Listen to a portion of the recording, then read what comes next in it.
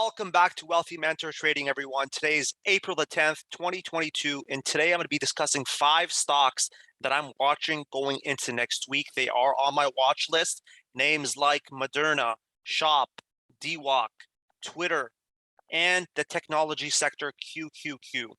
With that being said, guys, please give this video a thumbs up, share it with your friends, and if you are interested in trading with us on Discord at Wealthy Mentor Trading, we do have a 2-month $99 promo going on right now.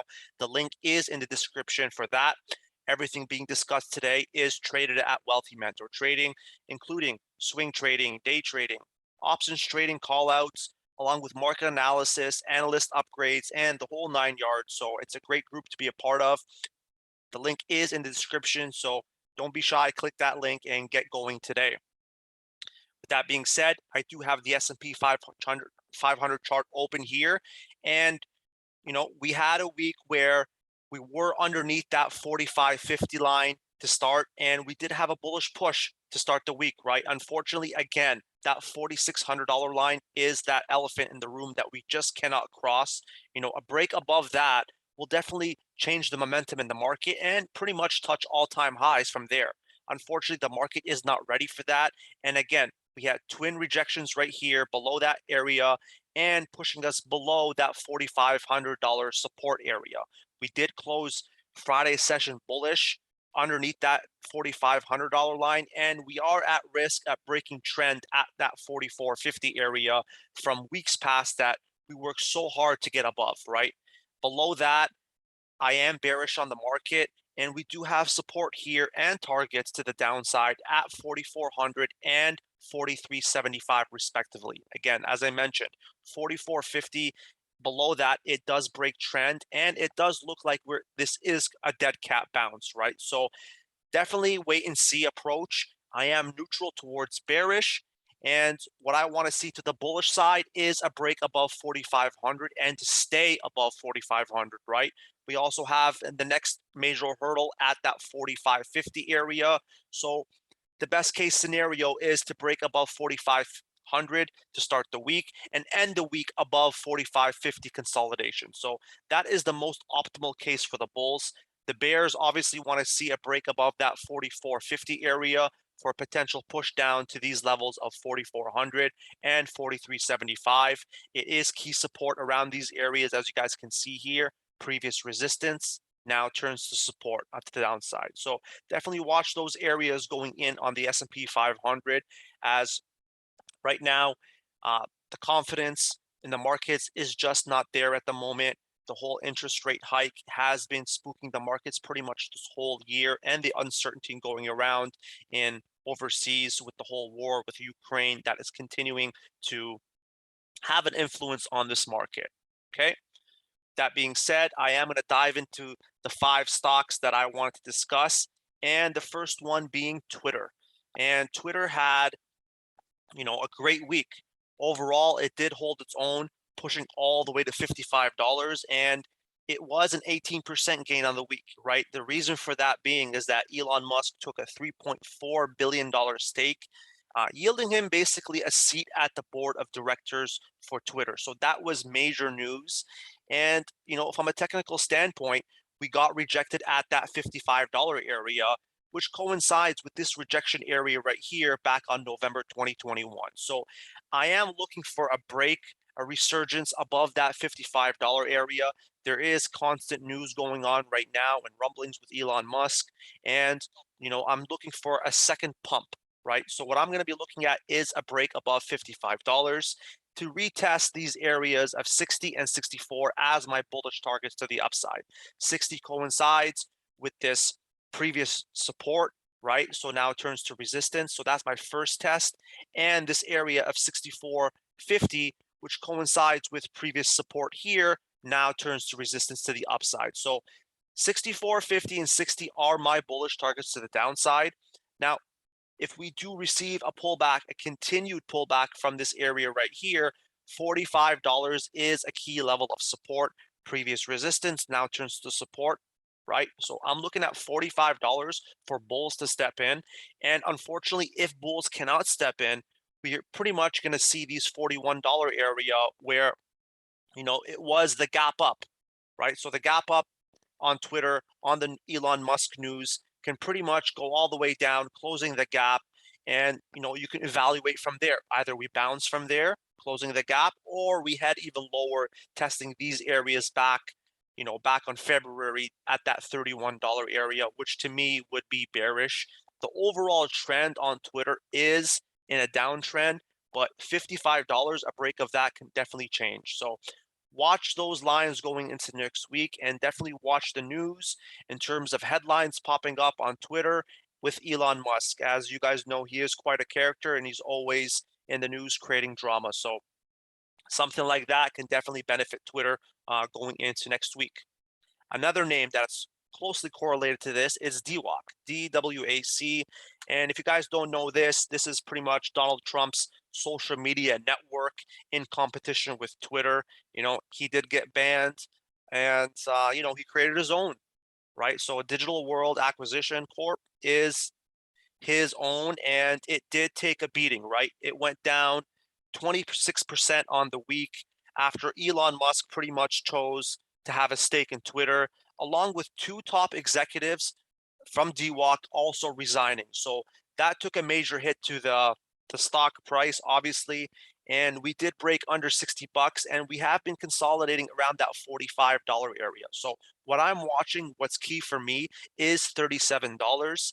To me, if we break below that, it does break trend to the upside, and we are in danger of testing these targets down here at $18, which was the initial boom here back on last October 2021, pumping this all the way to $175, right? So to me, I'm watching that area of $51, right, for it to signal that we are moving up to retest this overhead resistance line at 60 bucks. Now, mostly what I'm looking at pretty much is that $37 area. And the reason for that being is that bull stepped in on multiple days last November guarding that $37 line. So it could be a great buying opportunity after all this news with Elon Musk fades.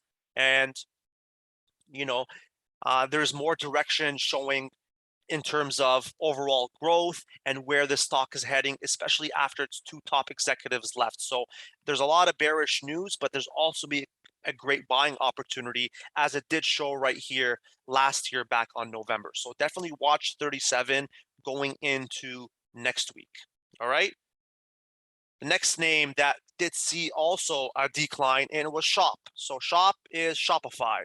And here we are on the daily time frame. Let me just zoom in here. And, much like the whole S&P 500, and as I mentioned, we are in a dead cat bounce scenario, similar to names like Shopify, right? One of the names that are part of the tech department. And as you guys can see here, we've had multiple rejections at that 730 to 750 area, yielding to be very difficult to cross, right? So obviously, bulls finally gave up that fight around that 730 area, and we did drop down to this key support, or it is approaching to this key support at 591.5, right? It did decline 14% on the week, and it does look like this dead cat bounce is applying to this name as well. So what I'm looking at going into next week is to see if 591 holds. Previous resistance right here now turns support most currently. So if 591 cannot hold, I am looking at targets to the downside, pretty much shorting this stock below 591. My first target would be that 574 area, which also coincides with these rejection points back here on March the 11th. And if we break below that, we're pretty much testing that 554 and 511 area, where we did bounce off and create a pretty big bull move from 511 all the way to 780. And of course, this coincides with the S&P 500 when we had those big green 10 straight green days in a row without consolidation. As you guys can see, same thing here, had a big boom, consolidated, not strong enough to break above 730, 750, ultimately heading lower, testing that 591 area. So definitely watch 591 going into next week to the downside. Now to the upside, if we want to negate and step away from this area, look for 640 to break, right? And if 640 breaks, look for a retest of 664. And obviously, we can definitely see a push all the way to 708, as there is a bunch of price action here for bulls to pretty much land if we do see a bounce in the overall markets, right? So definitely watch Shopify for future declines. And, as traders, guys, we don't care if the stock goes up or down.